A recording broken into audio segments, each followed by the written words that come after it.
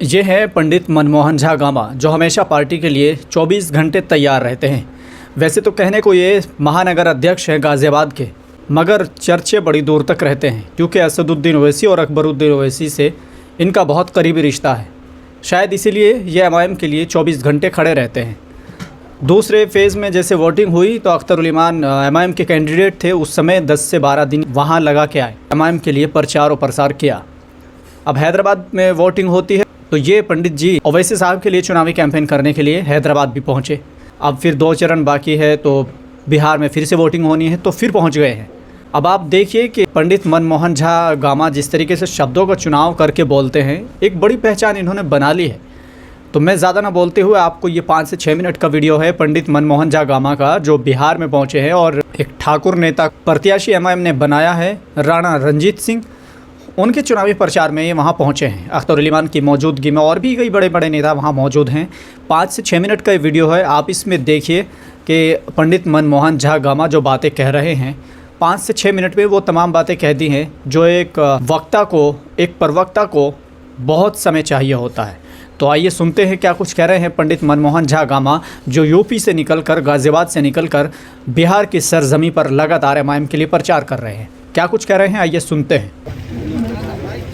ओवैसी साहब के सिपाही में आवाज़ बहुत हो सकता है और आज के इस कार्यक्रम की अध्यक्षता कर रहे हैं, जिनकी ईमानदारी की कसम खाई जा सकती है और बड़े गर्व की बात है हम बिहार वालों के लिए कि इस लूट तंत्र में जो चारों तरफ एक पार्षद भी बन जाए तो अपने आप को सोचता है कि मैं किसी को नोच लूं, एक मुखिया बन जाए तो वो स्कॉर्पियो और फॉर्च्यूनर न जाने क्या क्या हथियार लेकर के लोगों को डराने और धमकाने का काम करता है। ऐसे माहौल में, ऐसे गंदे माहौल में ऊपर वालों ने हम बिहारियों के बीच एक ऐसा ईमानदार नेतृत्व दिया जो 4 बार के विधायक रहे, हमारे वो अध्यक्ष भी हैं और मैं पूरे दावे के साथ कहता हूं कि हिंदुस्तान ही नहीं, दुनिया के किसी टकसाल में वो नोट नहीं छपा है जो नोट हमारे अख्तर उल ईमान साहब को खरीदा।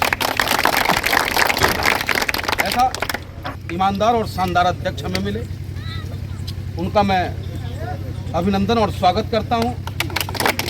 अपने जिला अध्यक्ष नसीम अख्तर साहब का अभिनंदन और स्वागत, अकरम अंसारी साहब, इरफान साहब हमारे बेलसन प्रखंड के प्रखंड अध्यक्ष हैं, उदय झा जी हमारे चाचा जी हमारे साथ निरंतर चल रहे हैं, अनुज झा जी हमारे साथ निरंतर चल रहे हैं और अध्यक्ष जी आपके आशीर्वाद से मैं आपको बता दूं, मैं चंदौली गांव का रहने वाला हूं, बेलसन विधानसभा क्षेत्र है और अब तक हमने 16 पंचायतें भ्रमण कर ली है और निश्चित रूप से पार्टी के हक में वो जाएगा।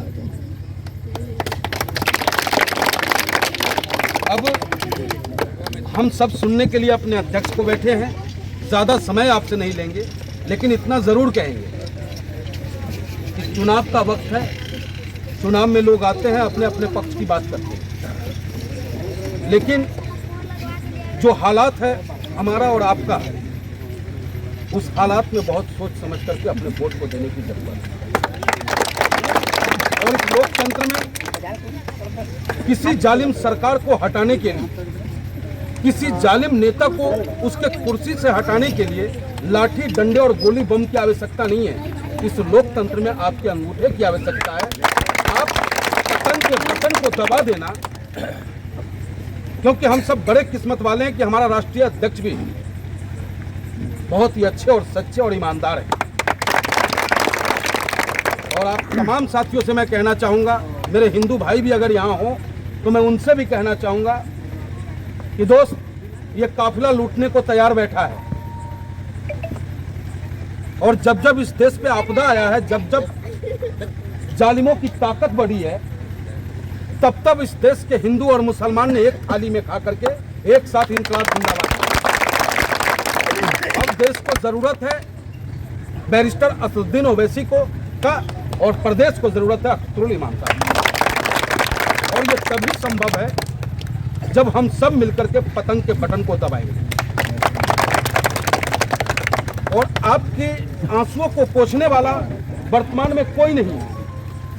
लेकिन इतना विश्वास जरूर दिलाते हैं उन सभी माँ को जो किसी कोने में बैठ करके सुबह के रो रही है। विश्वास मैं उन बहनों को दिलाना चाहता हूं जिनका भाई आधी रात को कब घर से गायब हो जाए, कब जालिम सरकार की पुलिस आए और फर्जी मुकदमा लगा करके उन्हें ले जाए, उससे बचाने की गारंटी और विश्वास ऑल इंडिया मजलिस इत्तेहाद मुस्लिमीन। तो कम शब्दों में अपनी बात तो मैं यही समाप्त करूंगा और आने वाली जो 25 तारीख है, 9 नंबर बटन है, पतंग चुनाव चिन्ह है आपका, और कहते हैं ना कि हदे गमे हस्ती से गुजर क्यों नहीं जाते। बाधाएं आएंगी, जब अच्छे काम को निकलेंगे हम तो कई सारी परेशानियों का हमें सामना करना पड़ेगा। हम में से हमारे अपने ही हमें गाली देने का काम करेंगे। जब आप मेरा फेसबुक, यूट्यूब जब सर्च करेंगे, ट्विटर, तो हमारे अपने समाज के लोग हमें इतने अच्छे अच्छे आशीर्वाद देते हैं कि अकेले में बैठ के मैं बहुत हंसता हूँ। इतने अच्छे अच्छे आशीर्वाद। तो आपको भी जब अच्छे काम करने चलोगे तो जालिम जो है, जो कुछ दलाल लोग हैं जिनको अपना स्वार्थ है, वो आपका विरोध करेंगे, आपके खिलाफ खड़े होंगे। लेकिन उससे आपको घबराना नहीं है।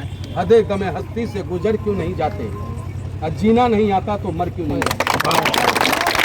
मंजिल को अगर पाना है, मंजिल को अगर पाना है, तूफान भी मिलेगा, और डर लगता है तो कश्ती से उतर के नहीं जाता। ये हमारा आप लोगों से गुजारिश है, निवेदन है, अनुरोध है कि हिंदू मुस्लिम साथ चलेगा, दाढ़ी चुटिया साथ चलेगा, एकता का राज रहेगा। किसी जालिमों का अब बिहार पे काली नजर का एक छाया जो ऑल इंडिया मजलिस इत्तेहाद मुस्लिमीन नहीं पड़ने देगा। बस आप लोगों का साथ चाहिए, और मेरे साथ एक जोरदार नारा लगा दो आप लोग। बैरिस्टर असदुद्दीन ओवैसी जिंदाबाद जिंदाबाद, बैरिस्टर असदुद्दीन ओवैसी जिंदाबाद जिंदाबाद, जनाब अख्तरुल ईमान जिंदाबाद जिंदाबाद, अख्तरुल ईमान जिंदाबाद जिंदाबाद। आपका बटन कहाँ दबेगा, पतंग छाप का दबेगा, आपका बटन कहाँ दबेगा। पतंग छाप का दबेगा।